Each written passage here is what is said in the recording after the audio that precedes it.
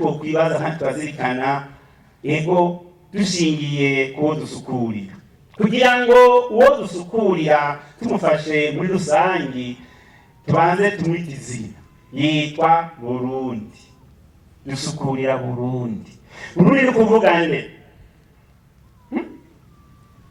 Burundi ni kuvuga nde? Uwa wundi wahariya mw'ifoko ibugabira, mw'ifoko ni Burundi.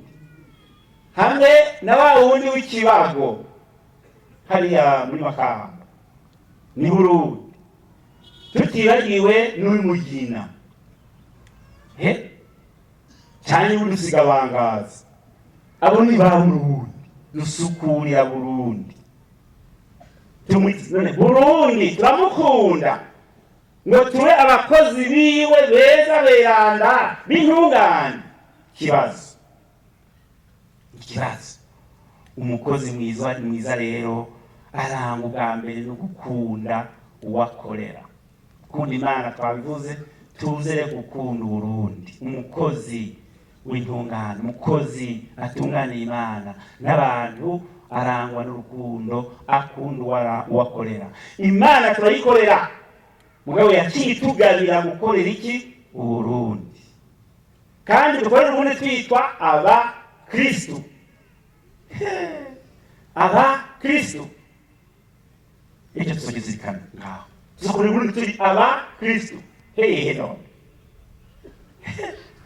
Umwana w'Imana tuzogaruka ko twumbaza yababwiye cyo tavura n'abandi muzirikane ko ni hehe nihanda atubwira ngo jewe ndi inzira ukuri n'ubuzima nta uja kwa datanciye. Ariko kandi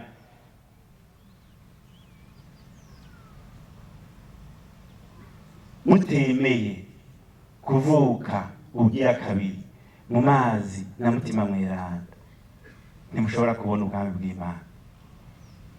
Yohani 3 hanyuma iriya naryo jewe ndi inzira ukuri n'ubuzima nta uja kwa datanciye ko, Yohani 14:6.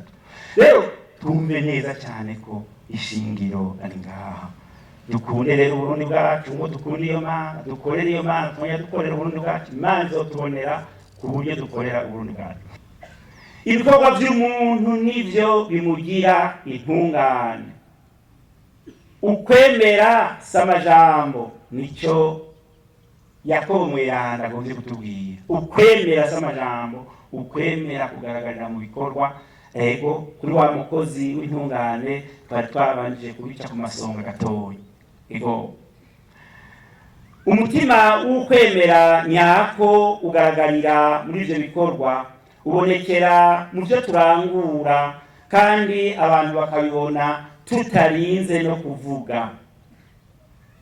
Wa mukozi w'intungane tumurabisha amaso gusa tugaca dutegera agaciro k'isabisho ciwe, tukakabonera mu gaciro k'ibikorwa atwereka. Yakobo mweranda ntiyihenze rero namba. Ijambo ry'Imana yatubwiye niryo ngo no kwa Tabita twavyumvise ngo barira berekana imitamana n'ibitambara yajisha akiriho.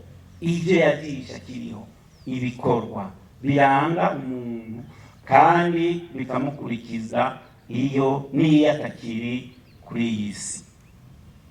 Atagihumeka uyu mwuka w'abazima bwawe amaze kujya guhumeka umwuka uhoraho, kuko upfiriye mu Mana ahumeka umwuka uhoraho. Haleluya.